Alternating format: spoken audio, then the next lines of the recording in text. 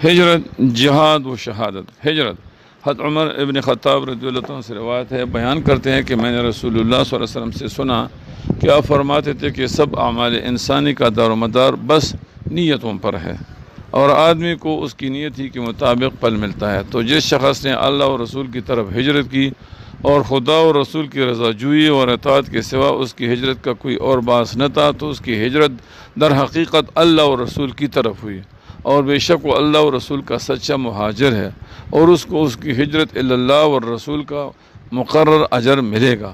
اور جو کسی دنیوی غرض کے لیے یا کسی عورت سے نکاح کرنے کی خاطر مہاجر بنا تو اس کی ہجرت اللہ اور رسول کے لیے نہیں ہوگی، بلکہ فی الواقع جس دوسری غرض اور نیت سے اس نے ہجرت کی اختیار کی ہے عند اللہ، بس اسی کی ہجرت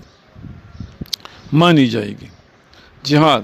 حضرت ابو ہریرہ رضی اللہ عنہ سے روایت ہے کہ رسول اللہ صلی اللہ علیہ وسلم نے فرمایا، اللہ تعالیٰ نے فرمایا، حدیث قدسی ہے کہ جو شخص میرے راستے میں جہاد کرنے اور صرف مجھ پر ایمان رکھنے اور میرے رسولوں کی تصدیق کرنے کی وجہ سے اپنے گھر سے نکلا ہے تو خدا اس کا ضامن ہے کہ یا اس کو جنت میں داخل کر دے گا اگر وہ شہید ہو گیا، یا اس کو مکان کی طرف جس سے وہ جہاد کے لیے نکلا ہے کامیاب واپس پہنچا دے گا،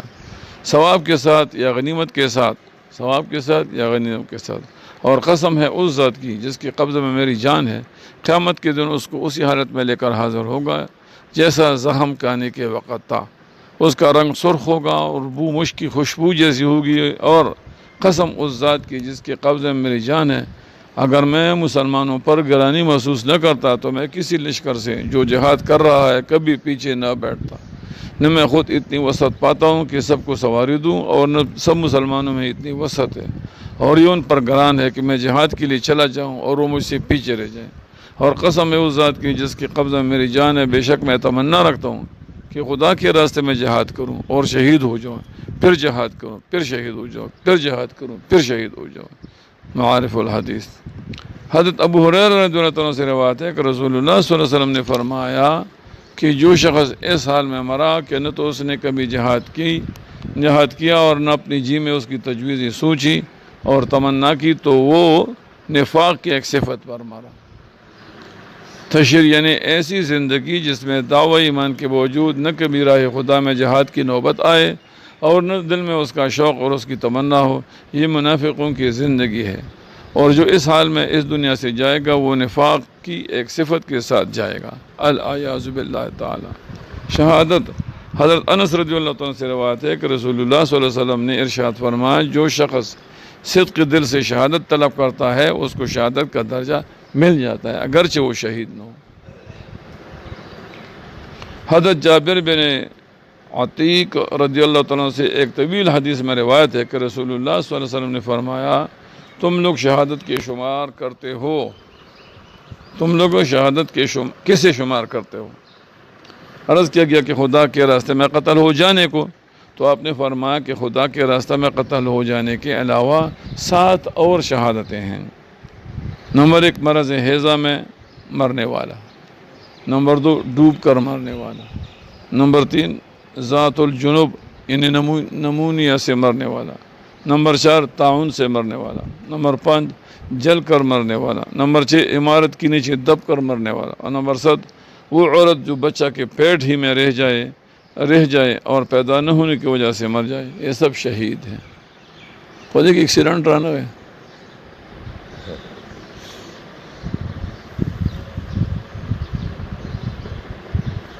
عمارت کی نیچے ایکسیڈنٹ ہوا۔ ہاں، باب نمبر 3 معاملات، حقوق النفس۔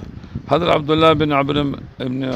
العاص رضی اللہ عنہ سے روایت ہے کہ رسول اللہ صلی اللہ علیہ وسلم نے مسلسل شب بیداری اور نفل روزے میں زیادتی کی ممانعت میں فرمایا کہ تمہارے بدن کا بھی تم پر حق ہے اور تمہاری آنکھ کا بھی تم پر حق ہے۔ مطلب یہ کہ زیادہ محنت کرنے سے اور زیادہ جاگنے سے صحت خراب ہو جائے گی اور آنکھیں آشوب آ کر آئیں گی۔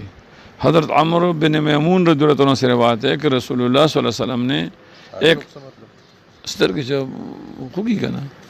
استر کی خوب پخوارت لینا بوتی بیگی کا نا۔ حضرت عمرو بن میمون رضی اللہ عنہ سے روایت ہے کہ رسول اللہ صلی اللہ علیہ وسلم نے ایک شخص کو نصیحت کرتے ہوئے فرمایا، 5 چیزوں کو 5 چیزوں کے آنے سے پہلے غنیمت سمجھو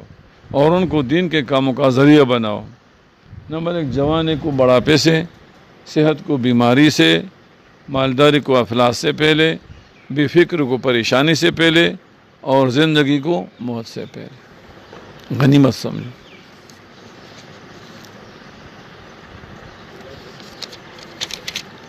حضرت ابو درداء رضی اللہ عنہ سے روایت ہے کہ رسول اللہ صلی اللہ علیہ وسلم نے فرمایا کہ اللہ تعالیٰ نے بیماری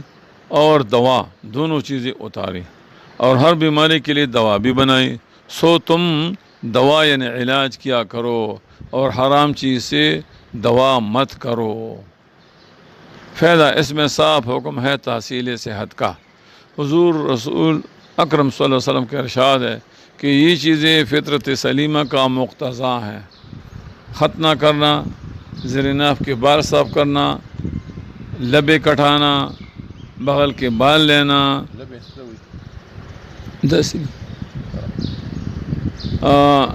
بغل کے بال لینا، ان سب کے لیے 40 دن سے زیادہ چھوڑنے کی اجازت نہیں ہے۔ حقوق والدین۔ حضرت ابو ہریرہ رضی اللہ عنہ سے روایت ہے کہ رسول اللہ صلی اللہ علیہ وسلم نے ارشاد فرمایا کہ مسلمانوں اپنے والدین کے ساتھ نیکی کا برتاؤ کرو تاکہ تمہاری اولاد بھی تمہارے ساتھ نیکی سے پیش آئے۔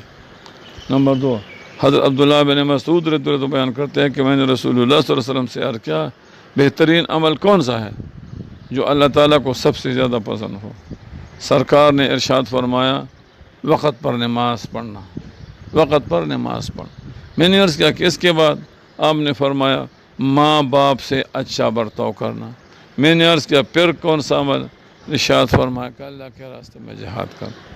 نمبر 3، حدیث شریف میں ہے کہ جو شخص رزق کی کشادگی اور عمر کی زیادتی کا خواہشمند ہو تو اس کو چاہیے کہ صلہ رحمی کرے اور ماں باپ کے ساتھ اچھا سلوک کرے۔ نمبر 4، حدیث شریف میں ہے کہ اللہ تعالیٰ کی رضا ماں باپ کی رضا میں اور اللہ تعالیٰ کا غصہ ماں باپ کے غصہ میں پوشیدہ ہے۔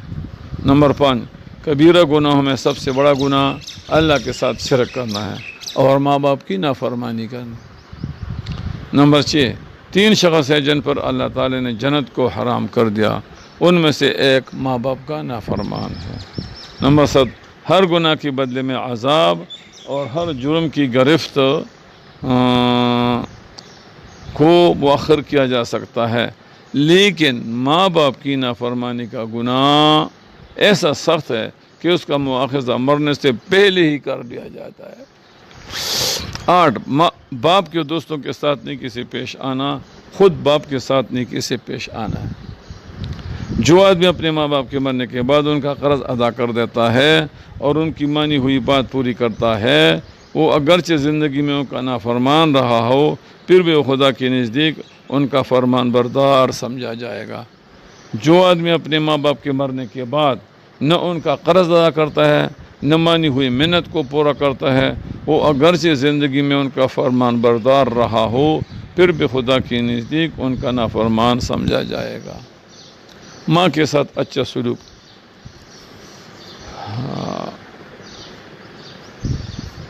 بعض بن حکیم رحمۃ اللہ علیہ اپنے باپ سے وہ اپنے دادا سے یوں روایت کرتے ہیں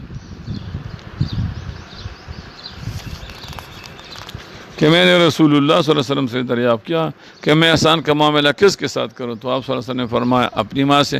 میں نے پھر پوچھا کس سے نیکی کروں؟ فرمایا اپنی ماں سے۔ میں نے تیسری مرتبہ پھر اپنا یہی سوال دہرایا تو آپ نے فرمایا ماں کے ساتھ۔ میں نے چوتھی مرتبہ پھر پوچھا کس سے بھلائی کروں؟ تو آپ صلی اللہ علیہ وسلم نے ارشاد فرمایا باپ کے ساتھ، پھر جو قریبی رشتہ دار ہو وہ مقدم ہے۔ 11، حضرت ابن عباس رضی اللہ عنہ فرماتے ہیں کہ جس مسلمان کے ماں باپ مسلمان ہیں اور وہ صبح و شام اجر و ثواب کی نیت سے ان کی خدمت میں سلام و مزاج پرسی کے لیے حاضر ہوتا ہے تو اللہ تعالیٰ اس کے لیے جنت کے 2 دروازے کھول دیتا ہے، اور اگر والدین میں سے ایک ہے تو جنت کا 1 دروازہ کھول دیتا ہے،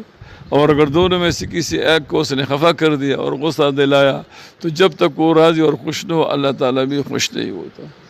حاضرین میں سے کسی نے کہا وَإِن ظُلَمَاهُ، قَالَ وَإِن ظُلَمَاهُ، یعنی اگرچہ ماں باپ اس پر ظلم کرے تو جواب میں کہا گیا کہ ہاں اگرچہ وہ دونوں اس پر ظلم کرے۔ فائدہ یہ امر دلیل ہے کہ ماں باپ کا حق بہت بڑا ہے، حتیٰ کہ اگر ان سے اولاد کے حق میں کوئی ایسی کارروائی سرزد بھی ہو جائے جو انصاف کے خلاف ہو، تب بھی ان کے اطاعت سے سرتابی نہیں کرنی چاہیے، کیونکہ اللہ تعالیٰ کی رضامندی اور ناراضگی ماں باپ کی خوشی و ناخوشی پر موقوف ہے۔ 12 نبی کریم صلی اللہ علیہ وسلم کے ارشاد ہے، وہ آدمی ذلیل ہو پھر ذلیل ہو پھر ذلیل ہو۔ لوگوں نے پوچھا ہے خدا کے رسول کون آدمی؟ تو آپ صلی اللہ علیہ وسلم نے فرمایا وہ آدمی جس نے اپنے ماں باپ کو بڑھاپے کی حالت میں پایا، دونوں کو پایا یا کسی ایک کو، اور پھر ان کی خدمت کر کے جنت میں داخل نہ ہوا۔ 14 حضرت ابن عباس رضی اللہ عنہ سے 13 حضرت ابن عباس رضی اللہ عنہ سے روایت ہے کہ نبی کریم صلی اللہ علیہ وسلم فرماتے ہیں، جو نیک اولاد بھی ماں باپ پر محبت بری ایک نظر ڈالتی ہے، اس کے بدلے خدا اس کو ایک حج مقبول کا ثواب بخشتا ہے۔ تو لوگوں نے پوچھا، اے خدا کے رسول، اگر کوئی ایک دن میں 100 بار اسی طرح رحمت و محبت کی نظر ڈالے، تو آپ صلی اللہ علیہ وسلم نے فرمایا جی ہاں، اگر کوئی 100 بار ایسا کرے تب بھی خدا تمہارے تصور سے بہت بڑا اور تنگ دلی جیسے عیبوں سے بالکل پاک ہے۔ 14 ایک شخص حضور اکرم صلی اللہ علیہ وسلم کی خدمت میں حاضر ہوا اور عرض کیا کہ یا رسول اللہ صلی اللہ علیہ وسلم، میرے پاس مال ہے، میرے باپ کو میرے مال کی ضرورت ہے۔ رسول اللہ صلی اللہ علیہ وسلم نے فرمایا کہ تمہارا مال اور تم اپنے والدین کے لیے ہو، بے شک تمہاری اولاد تمہاری پاک کمائی ہے، اس لیے تم اپنی اولاد کی کمائی سے بلا تکلف کا۔ والدین کا حق بعد موت۔ ایک شخص نے عرض کیا کہ یا رسول اللہ صلی اللہ علیہ وسلم، کیا والدین کے مرنے کے بعد ان کے ساتھ سلوک کرنے کی کوئی صورت باقی ہے؟ یعنی کوئی صورت ہو سکتی ہے؟ فرمایا ان کے لیے دعا کرنا، جس میں نماز جنازہ بھی شامل ہے، اور ان کے لیے استغفار کرنا،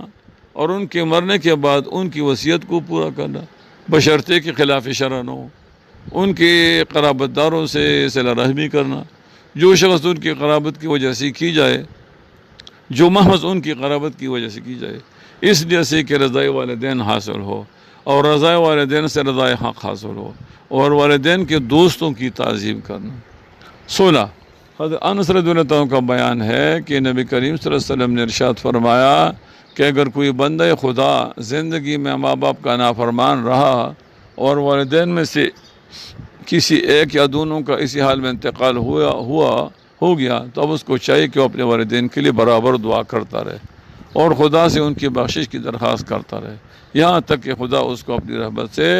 نیک لوگوں میں لکھ دے۔ 17 والدین کی خدمت کا یہ بھی بقیہ سمجھنا چاہیے کہ ان کے انتقال کے بعد ان کے ملنے والوں سے سلوک و احسان کیا جائے۔ کمیرا تھا جو نہ اکثر میں بھی یہ سڑے ہو نمور پلار نافرمانو اور پلارے مرشو دتا بیرست احساس شو ارمانو خدا دا بسکو نو استاذ ته وي هغه دا ډېر آسان کار دی، زه ته چل کړم راځه حفظ وکړه چې قرآن حافظ کو د قیامت پر ورځ به اواز وشي چې پلان کې پلار راولې چې تاج ورته په سر کو یو په خپله تا معاف کړي تاج آواز جوړي تا به معاف۔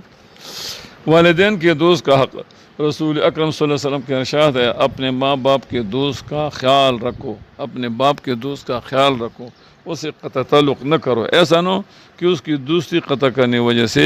اللہ تمہارا نور بجھا دے۔ ماں باپ پر لعنت بھیجنا، رسول اللہ صلی اللہ علیہ وسلم نے ایک حدیث میں اس طرح ارشاد فرمایا کہ سب سے بڑا گناہ یہ ہے کہ آدمی اپنے ماں باپ پر لعنت بھیجے۔ عرض کیا گیا کہ یا رسول اللہ صلی اللہ علیہ وسلم کوئی اپنے ماں باپ پر کیوں کر لعنت بھیج سکتا ہے؟ فرمایا اس طرح کہ جب کوئی کسی کے ماں باپ کو برا بلا کہے گا تو وہ بھی اس کے ماں باپ دونوں کو برا بلا کہے گا، تبل تکنزل کے بل بستا پلر تکنزل۔ شوہر بیوی کے حقوق، حضرت عائشہ رضی اللہ تعالیٰ سے روایت ہے کہ رسول اللہ صلی اللہ علیہ وسلم اپنی بیویوں کے درمیان حقوق کی تقسیم میں انصاف فرماتے تھے کہ اے اللہ یہ میری تقسیم ہے، ان چیزوں میں جن پر میرا قابو ہے، بس تو مجھے اس چیز میں ملامت نہ کرو جو خالص تیرے قبضے میں ہے اور میرے قبضے میں نہیں، یعنی محبت۔ حضرت ابو ہریرہ رضی اللہ عنہ سے روایت ہے کہ رسول اللہ صلی اللہ علیہ وسلم سے عرض کیا گیا کہ کون سی عورت سب سے اچھی ہے؟ تو آپ نے فرمایا جو ایسی ہو کہ جب شوہر اس کو دیکھے اور دل خوش ہو جائے، اور جب اس کو کوئی حکم دے تو اس کو بچا لائے، اور اپنی ذات اور مال کے بارے میں کوئی ناگوار بات کر کے اس کے خلاف نہ کرے۔ خوشی اور فرمانبرداری اور موافقت کے کتنے بڑے فائدے ہیں۔ اور ایک حدیث میں کہ جب شوہر کہیں باہر جائے تو اس کی غیر موجودگی میں اس کے گھر بار اور ہر امانت کی حفاظت کرے۔ حضرت حکیم بن معاویہ رضی اللہ تعالیٰ روایت کرتے ہیں کہ میں نے عرض کیا کہ یا رسول اللہ صلی اللہ علیہ وسلم، ہماری بیوی کا ہم پر کیا حق ہے؟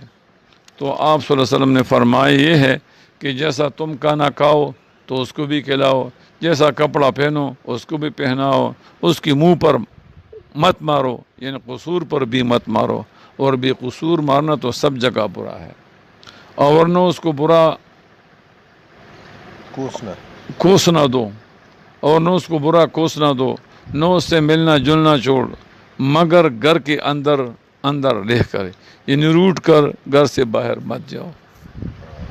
حضرت ام سلمہ رضی اللہ تعالیٰ عنہ فرماتی ہیں کہ رسول اللہ صلی اللہ علیہ وسلم نے فرمایا کہ جو عورت اس حالت میں وفات پائے کہ اس کا شوہر اس سے راضی اور خوش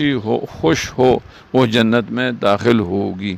حضرت ابن عباس رضی اللہ عنہ فرماتے ہیں کہ رسول اللہ صلی اللہ علیہ وسلم نے ارشاد فرمایا کہ 4 چیزیں ایسی ہیں جس کو وہ مل جائیں تو دین و دنیا کی بلائی اس کو نصیب ہو جائے۔ شکر گزار دل،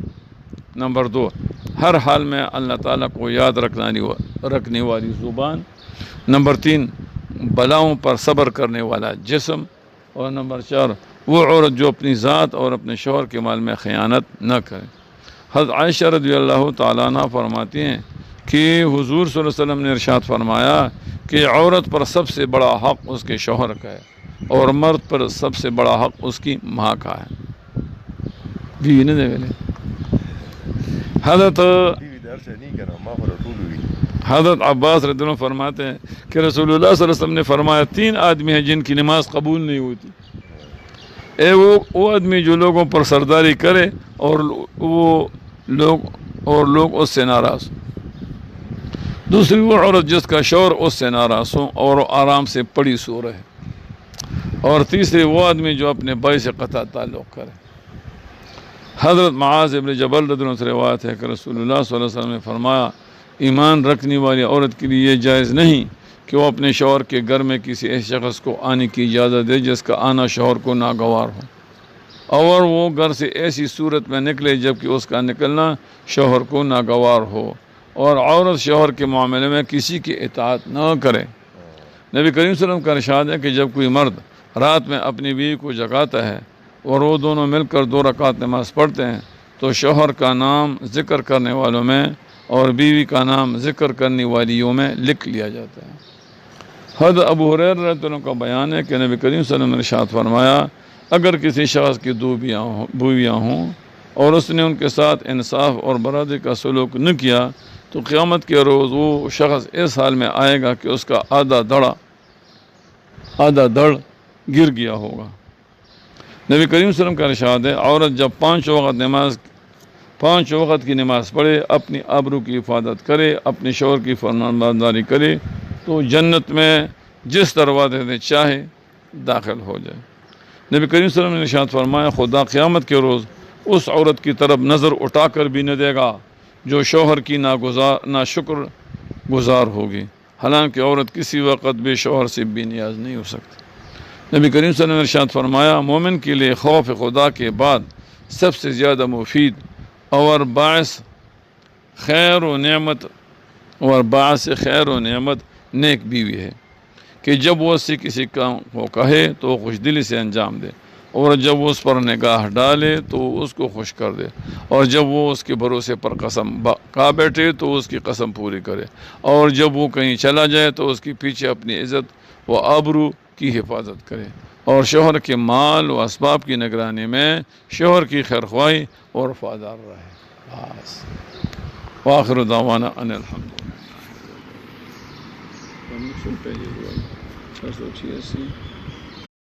بسم اللہ الرحمن الرحیم۔ اولاد کے حقوق۔ حضور نبی کریم صلی اللہ علیہ وسلم کی ارشادات ہیں کہ نمبر 1 مسلمانوں خدا چاہتا ہے کہ تم اپنی اولاد کے ساتھ برتاؤ کرنے میں انصاف کو ہاتھ سے نہ جانے دو، طبرانی۔ نمبر 2، جو مسلمان اپنی لڑکی کو عمدہ تربیت کرے اور اس کو عمدہ تعلیم دے اور اس کی پرورش کرنے میں اچھی طرح صرف کرے، وہ دوزخ کی آگ سے محفوظ رہے گا، طبرانی۔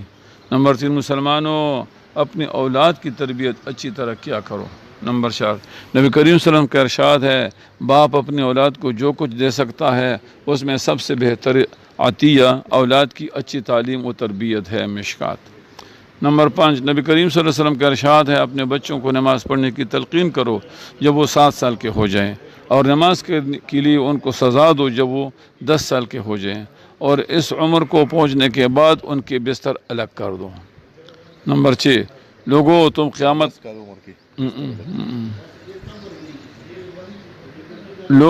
قیامت میں اپنے اور باپوں کے نام سے پکارے جاؤ گے، پس تم اپنا نام اچھا رکھا کرو۔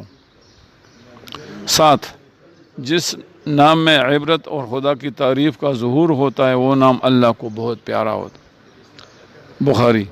8، سب سے مقدم اپنے عیال پر خرچ کرنا ضروری ہے، پھر جو لوگ رشتے میں قریب ہو ان پر خرچ کرنا چاہیے، طبرانی۔ 9، 1 دینار جہاد فی سبیل اللہ میں خرچ کیا جائے، اور 1 دینار کسی غلام کو آزاد کرانے میں، اور 1 دینار کسی مسکین کو دے جائے، اور 1 دینار اپنے اہل و عیال پر خرچ کیا جائے، تو ان سب میں اجر و ثواب کے لحاظ سے افضل وہ دینار ہے جو اہل و عیال کے نان و نفقہ پر خرچ کیا جائے، مسلم۔ یعنی بچوں پر خرچ کرنا بھی ثواب اور عبادت کے درجہ میں ہے، اس لیے ان پر تنگی نہ کی جائے۔ اولاد کا نام اور ادب۔ حضرت ابو وہب رضی اللہ تعالیٰ عنہ سے روایت ہے کہ حضور صلی اللہ علیہ وسلم نے فرمایا کہ تم پیغمبروں کے نام پر نام رکھا کرو، اور اللہ تعالیٰ کی نزدیک زیادہ پیارا نام عبداللہ، عبد الرحمن ہے، اور سب سے سچا نام حارث اور حمام ہے۔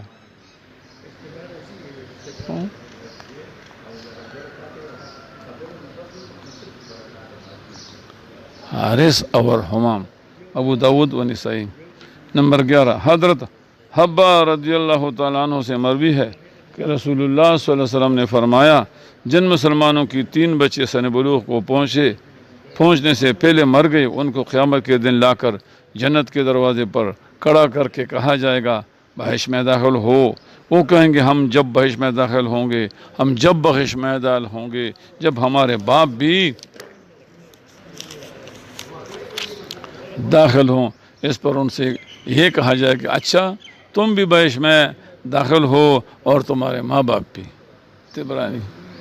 لڑکیوں کی پرورش۔ 12، حدیث شریف میں ہے کہ جب کسی کی یہاں لڑکی پیدا ہوتی ہے تو خدا اس کی یہاں فرشتے بھیجتا ہے جو آ کر کہتے ہیں، اے گھر والو تم پر سلامتی ہو۔ وہ لڑکی کو اپنے پروں کے سائے میں لے لیتے ہیں اور اس کے سر پر ہاتھ پھیرتے ہوئے کہتے ہیں، یہ کمزور جان ہے جو ایک کمزور جان سے پیدا ہوئی، جو اس بچی کی نگرانی اور پرورش کرے گا، قیامت تک خدا کی مدد اس کے ساتھ شامل حال رہے گی۔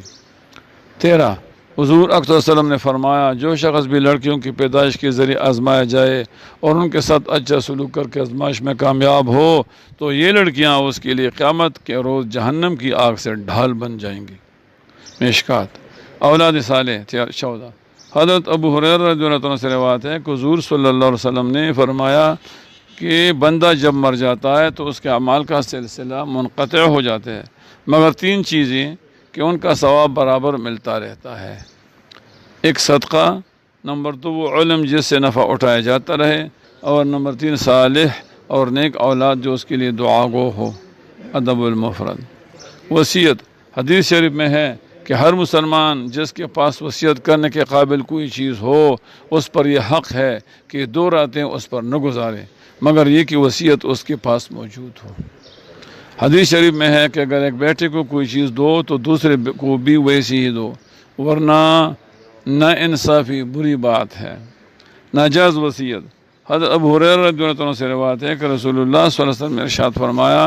کہ کوئی مرد اور اسی طرح کوئی عورت 60 سال تک اللہ تعالیٰ کی عبادت و اطاعت میں گزارتے ہیں، پھر ان کے مرنے کا وقت آتا ہے تو وصیت کے ذریعہ ورثاء کو نقصان پہنچا دیتے ہیں تو ان دونوں کے لیے جہنم واجب ہو جاتی ہے۔ اس کے بعد حضرت ابو ہریرہ رضی اللہ عنہ نے حدیث کے مضمون کی تائید میں قرآن شریف کی آیت پڑھی، اعوذ باللہ من الشیطان الرجیم، من بعد وصیۃ یوصی بها أو دین غیر مضار وذلک الفوز العظیم۔ سورۃ نساء۔ بھائی اور بہنوں کے حقوق۔ بڑے بھائی بہن اور بیٹیوں کا حق۔ رسول اللہ صلی اللہ علیہ وسلم نے فرمایا کہ بڑے بھائی کا حق چھوٹے بھائی پر ویسا ہی ہے جیسا باپ کا حق بیٹے پر۔ حضرت انس رضی اللہ تعالیٰ کہتے ہیں کہ رسول اللہ صلی اللہ علیہ وسلم نے فرمایا کہ جس نے پرورش کی 2 یا 3 بیٹیوں کی یا 2 یا 3 بہنوں کی تان کہ وہ اس سے جدا ہو جائیں، یعنی بیاہ شادی کے بعد یا فوت ہو جائیں، تو میں اور وہ شخص جنت میں اس طرح ساتھ ساتھ ہوں گے جس طرح یہ 2 انگلیاں۔ اور آپ نے اپنی انگشت شہادت اور درمیانی انگلی کی طرف اشارہ فرمایا۔ ادب المفرد۔ یتیم کا حق۔ یتیم پر رحم کرنا۔ حضور نبی کریم صلی اللہ علیہ وسلم نے ارشاد فرمایا کہ جو کہ آدمی کسی یتیم لڑکی یا لڑکی کے ساتھ نیکی یا بھلائی سے پیش آتا ہو، میں اور وہ دونوں جنت میں پاس پاس ہوں گے۔ جس طرح میرے ہاتھ کی 2 انگلیاں قریب قریب دست مبارک کی 2 انگلیاں ملا کر اشارہ فرمایا۔ حضرت ابو ہریرہ رضی اللہ عنہ سے روایت ہے کہ رسول اللہ صلی اللہ علیہ وسلم نے ارشاد فرمایا مسلمانوں کے گھروں میں سب سے بہتر گھر وہ ہے جس میں کوئی یتیم ہو اور اس کے ساتھ اچھا سلوک کیا جاتا ہو، اور مسلمانوں میں سب سے بدتر گھر وہ ہے جس میں کوئی یتیم ہو اور اس کے ساتھ برا سلوک کیا جاتا ہو۔ ابن ماجہ۔ یتیم کا مال کھانے والے اس حال میں قبروں سے اٹھائے جائیں گے کہ ان کے منہ سے آگ کے شعلے نکلتے ہوں گے۔ ابو یعلا۔ یتیم کی پرورش۔ حضرت عوف بن مالک رضی اللہ تعالیٰ فرماتے ہیں کہ رسول اللہ صلی اللہ علیہ وسلم نے ارشاد فرمایا کہ میں اور سیاہ رخساروں والی عورت قیامت کے دن اس طرح ہوں گے۔ یزید بن زریع اس حدیث کی ایک راوی نے درمیانی اور شہادت کی انگلی کی طرف اشارہ کر کے بتایا کہ جس طرح یہ انگلیاں قریب قریب ہیں اسی طرح آپ اور وہ عورت قیامت کے دن قریب قریب ہوں گے۔ اور سیاہ رخسار والی عورتوں کی تشریح کرتے ہوئے بتایا کہ اس سے مراد وہ عورت ہے جس کا شوہر مر گیا ہو یا اس نے طلاق دے دی ہو، اور وہ عورت جاہ و جمال رکھتی ہو لیکن اس نے یتیم بچوں کی پرورش کے خیال سے دوسرا نکاح نہ کیا اور اپنے خواہشات کو روکا ہو یہاں تک کہ اس کے بچے جوان ہو کر اس سے جدا ہو گئے یا مر گئے ہوں۔ یتیم سے محبت و شفقت۔ رسول اللہ نکاح دا غلا غلی لګا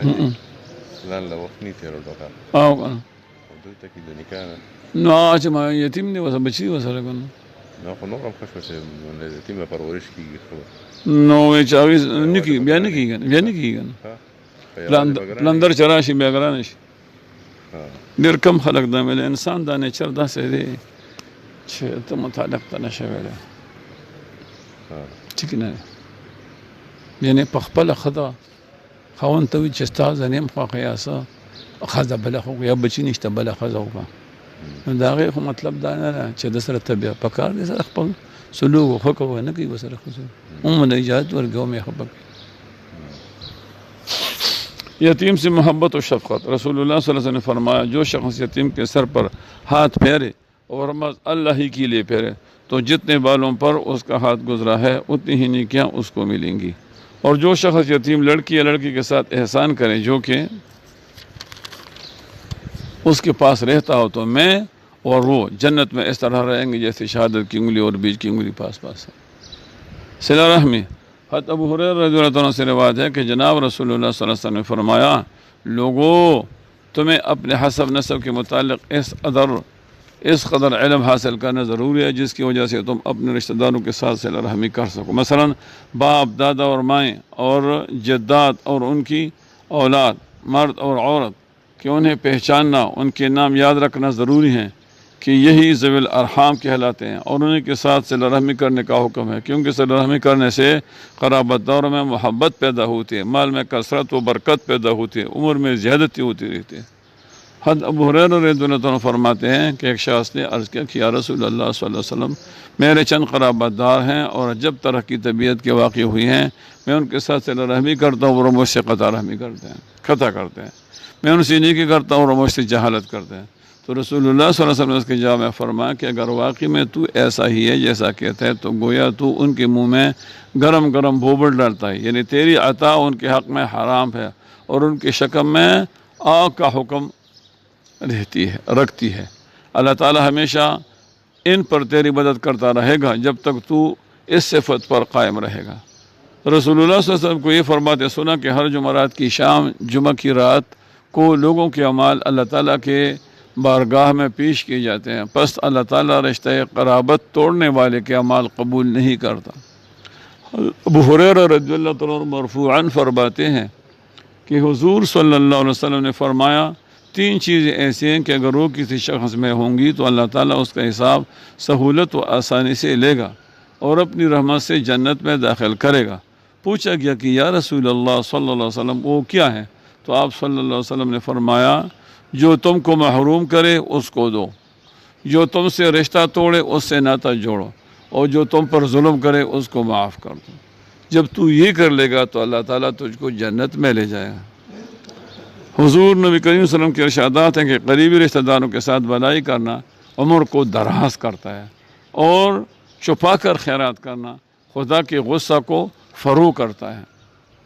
رسول اللہ صلی اللہ علیہ وسلم نے ارشاد فرمایا کہ اللہ تعالیٰ ارشاد فرماتا ہے میرا نام اللہ ہے، میرا نام رحمان ہے، میں اپنے نام کو رحم سے مشتق کیا ہوا ہے،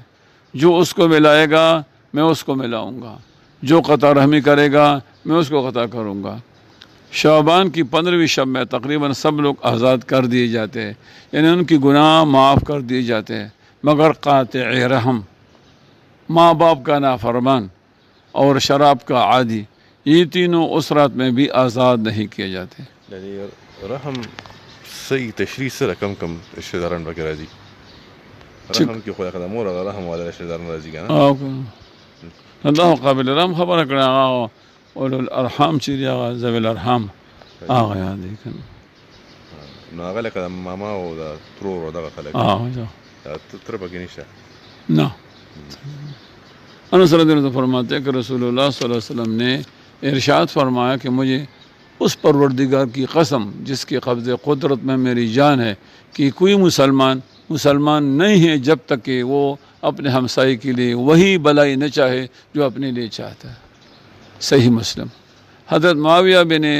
حیدہ رضی اللہ تعالیٰ فرماتے ہیں کہ رسول اللہ صلی اللہ علیہ وسلم نے ارشاد فرمایا کہ ہمسایہ کا حق یہ ہے کہ وہ بیمار ہو جائے تو اس کی بیمار پرسی کی جائے، اگر وہ مر جائے تو اس کے جنازے کے ساتھ جائے، اگر وہ ادھار مانگے تو اس کو قرض دے، اگر وہ ننگا ہے تو اس کو کپڑے پہنائے، اگر کوئی خوشی اس کو حاصل ہو تو اس کو مبارک دے دو، اگر کوئی مصیبت اس پر طاری ہو تو اس کو تسلی دے دو، اور اپنے مکان کو اس کے مکان سے اونچا نہ کرے تاکہ وہ ہوا سے محروم نہ رہے، اور اپنے چولہے کی دھوئیں سے اس کو ایذا نہ پہنچائے۔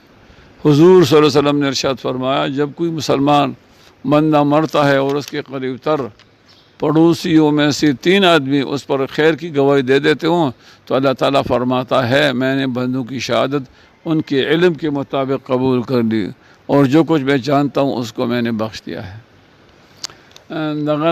مونږ په کلي کې داسې کول سړی به مړ شو هلک ووایي ته مو وایه چې ډېر ښه سړی ته مو وایه چې ډېر ښه سړی مونږ وایو دا ډېر ښه سړی و ډېر ښه سړی ټول وایي چې ډېر ښه سړی و. مولانا بیجګر صاحب خپله کیسه کوله وایي چې داسې چا وایي چې ټول وایي چې ډېر ښه سړی، مې وایي چې نه ډېر ارامي سړی و. استغفر الله استغفر الله.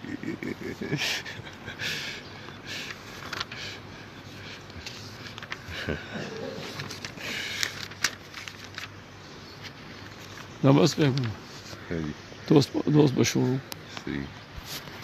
آخر الدعوانا بسم اللہ الرحمن الرحیم. مسلمان کے حقوق. حفاظت مسلم. عبداللہ بن عمر رضی اللہ تعالیٰ عنہ روایت کرتے ہیں کہ رسول اللہ صلی اللہ علیہ وسلم نے فرمایا پورا مسلمان تو وہ ہے جس کی زبان اور ہاتھ کی ایذا سے تمام مسلمان محفوظ رہیں، اور پکا مہاجر وہ ہے جو ان تمام باتوں کو چھوڑ دے جن سے اللہ تعالیٰ نے منع فرمایا ہے۔ ترمذی اور نسائی نے اس حدیث میں اتنا اور اضافہ کیا ہے کہ کامل مومن وہ ہے جس کو لوگ اپنی جان و مال کے بارے میں امانت دار سمجھیں۔ دوستوں کو جدا کرنا. حضرت عبد الرحمن بن غنم دوستوں کو دوستوں میں پڑھا دوستوں کو جدا کرنا. حضرت عبد الرحمن بن غنم اور حضرت اسماء بنت یزید رضی اللہ تعالی عنہما سے روایت ہے کہ رسول اللہ صلی اللہ علیہ وسلم نے فرمایا کہ بندگان خدا میں سب سے بدتر وہ لوگ ہیں جو چغلیاں کرتے ہیں اور دوستوں میں جدائی ڈلوا دیتے ہیں. دوستوں کی دل شکنی. حضرت ابن عباس رضی اللہ عنہ سے روایت ہے، وہ رسول اللہ صلی اللہ علیہ وسلم سے روایت کرتے ہیں کہ آپ نے فرمایا کہ اپنے بھائی مسلمان سے خواہ بحث نہ کیا کرو، اور نہ اس سے ایسی دل لگی کرو جو اس کو ناگوار ہو، اور نہ اس سے کوئی ایسا وعدہ کرو جس کو تم پورا نہ کرو۔ فائدہ، البتہ اگر کسی کے عذر کے سبب پورا نہ کر سکے تو معذور ہے۔ چنانچہ زید بن ارقم رضی اللہ عنہ نے نبی کریم صلی اللہ علیہ وسلم سے روایت کیا ہے کہ کوئی شخص اپنے بھائی سے وعدہ کرے اور اس وقت وعدہ پورا کرنے کی نیت تھی مگر وعدہ پورا نہیں ہو سکا، اور اگر آنے کا وعدہ تھا تو وقت پر نہ آ سکا، اس کا یہی مطلب ہے کہ کسی عذر کے سبب ایسا ہو گیا تو اس پر گناہ نہ ہوگا۔ مشورہ دینا، حضرت جابر رضی اللہ تعالیٰ عنہ سے روایت ہے کہ رسول اللہ صلی اللہ علیہ وسلم نے فرمایا، جب تم میں سے کوئی شخص اپنے مسلمان بھائی سے مشورہ لینا چاہے تو اس کو مشورہ دینا چاہیے۔ لوگوں پر رحم کرنا، حضرت جریر بن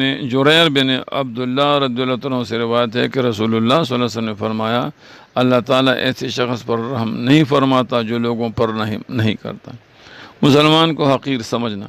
حضرت ابو ہریرہ رضی اللہ عنہ سے روایت ہے کہ رسول اللہ صلی اللہ علیہ وسلم نے ایک حدیث میں فرمایا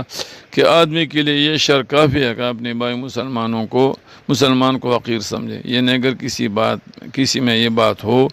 اور کوئی شر کی بات نہ ہو تب بھی اس میں شر کی کمی نہیں۔ مسلمان کی ساری چیزیں دوسرے مسلمان پر حرام ہے، اس کی جان، اس کا مال، اس کی آبرو، یعنی اس کی جان کو تکلیف دینا جائز، نہ اس کے مال کا نقصان کرنا، اور نہ اس کی آبرو کو کوئی صدمہ پہنچانا، مثلا اس کا عیب کھولنا، اس کی غیبت کرنا وغیرہ۔ دوست سے ملاقات کرنا، حضرت ابو ہریرہ رضی اللہ عنہ سے روایت ہے کہ نبی کریم صلی اللہ علیہ وسلم نے فرمایا، جس وقت کوئی مسلمان اپنے بھائی کی بیمار پرسی کرتا ہے یا ویسی ملاقات کے لیے جاتا ہے تو اللہ تعالیٰ فرماتا ہے، تو بھی پاکیزہ ہے اور تیرا چلنا بھی، تو نے جنت میں اپنا مقام بنا لیا ہے۔ ترمذی۔ حقوق مسلم، حضرت ابو ہریرہ رضی اللہ عنہ سے روایت ہے کہ رسول اللہ صلی اللہ علیہ وسلم نے فرمایا کہ مسلمان کے حقوق مسلمان پر 6 ہیں۔ اس وقت انہی 6 کے ذکر کا موقع تھا۔ عرض کیا رسول اللہ صلی اللہ علیہ وسلم وہ کیا ہیں؟ تو آپ صلی اللہ علیہ وسلم نے فرمایا، جب اس سے ملنا ہو اس کو سلام کر، جب وہ تجھ کو بلائے تو قبول کر، جب تجھ سے خیرخواہی چاہے اس کی خیرخواہی کر، چینک لے اور الحمدللہ کہے تو یرحمک اللہ کہے، جب بیمار ہو جائے اس کی عیادت کر، جب مر جائے اس کی جنازے کے ساتھ جا۔ ترمذی۔ قطع تعلق، حضرت ابو ہریرہ رضی اللہ عنہ راوی ہیں کہ رسول اللہ صلی اللہ علیہ وسلم کو یہ فرماتے ہوئے سنا کہ کسی شخص کے لیے یہ جائز نہیں کہ مومن کو 3 دن تک چھوڑے رکھے، جب 3 دن گزر جائیں تو اسے چاہیے کہ وہ اس سے ملے اور سلام کرے، اگر دوسرے نے سلام کا جواب دے دیا تو دونوں شریک اجر و ثواب ہوں گے، اور اگر سلام کا جواب نہ دیا تو سلام کرنے والا بری الذمہ ہو گیا، اس پر قطع تعلق کا گناہ نہیں رہا۔ مسلمانوں کی آبرو کا حق، حضرت جابر رضی اللہ عنہ فرماتے ہیں کہ رسول اللہ صلی اللہ علیہ وآلہ وسلم نے ارشاد فرمایا، جو شخص کسی مسلمان کو ایسے موقع پر ذلیل کرے گا جہاں اس کی ہتک ہو یا اس کی عزت میں کچھ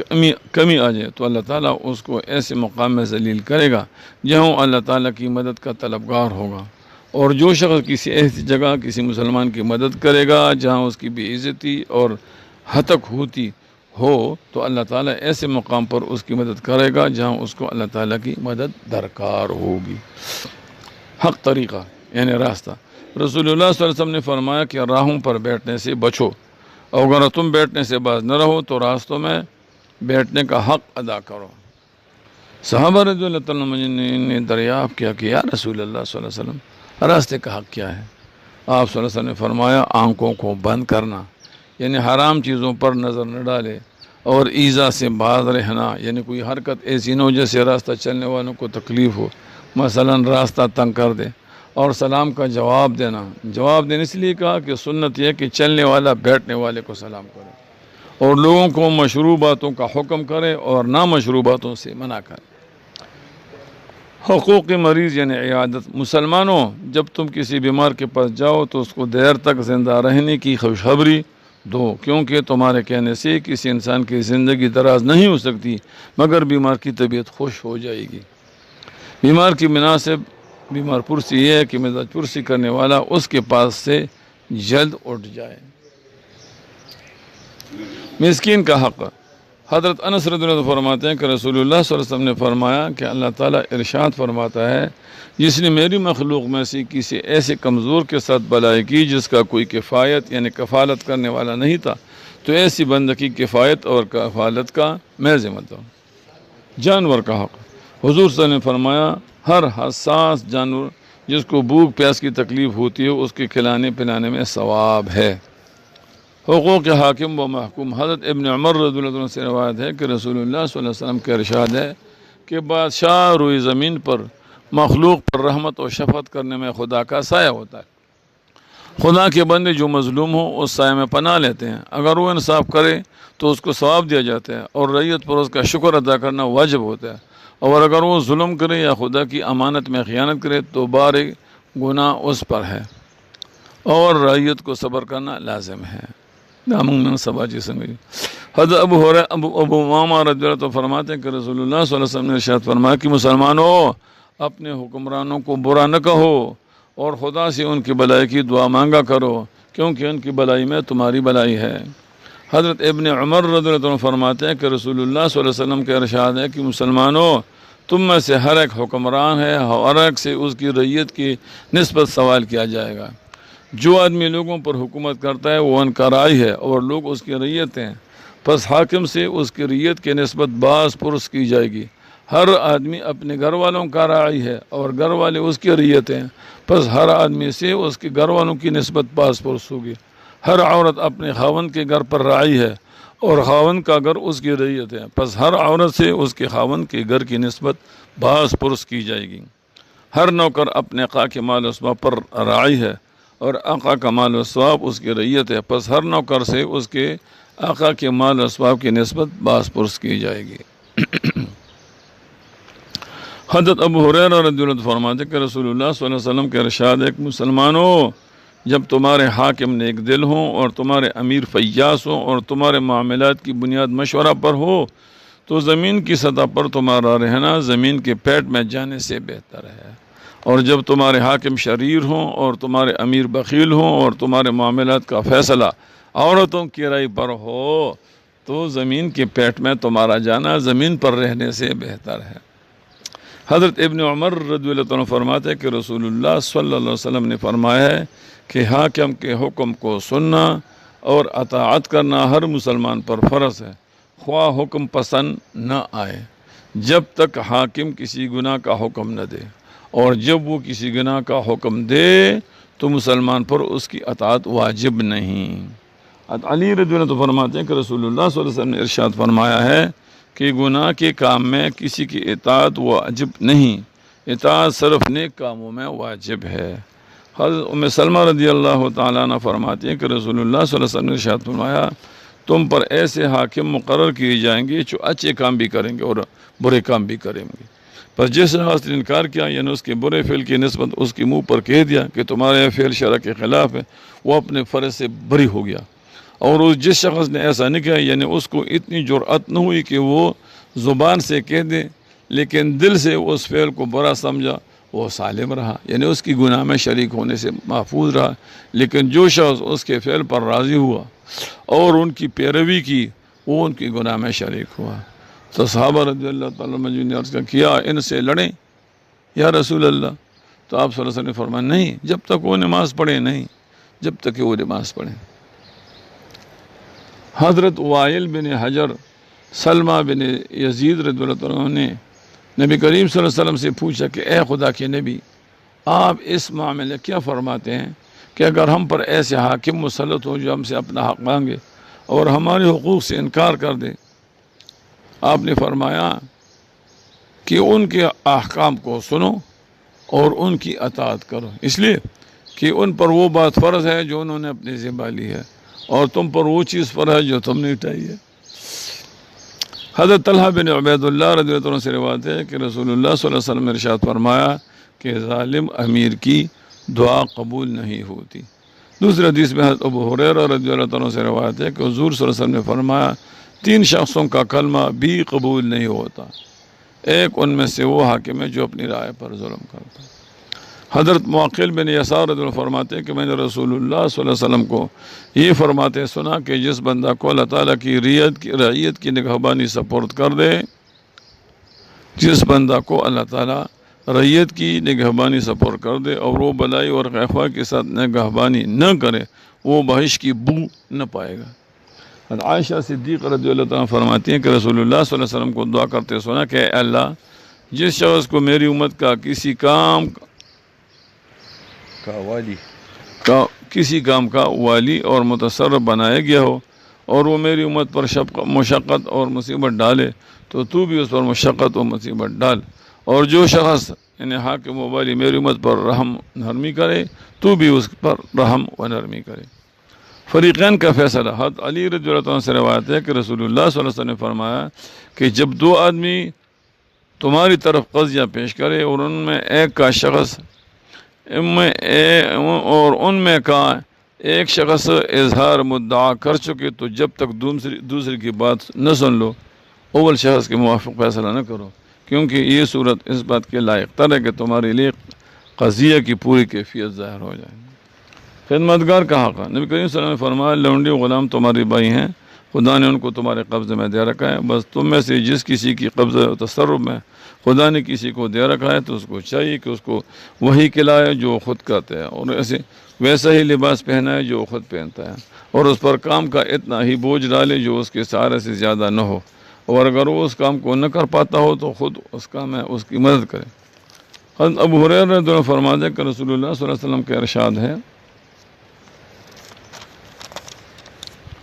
کہ مسلمانوں، اگر تم میں سے کسی کا خادم کھانا لائے اور اس نے کھانا تیار کرنے میں دوئی کی تکلیف اٹھائی ہو تو تم کو چاہیے کہ اس خادم کو اپنے ساتھ کھانے پر نہ بھی بٹھاؤ تو ایک دو لقمے تو اس کو ضرور ہی دے دو۔ بس۔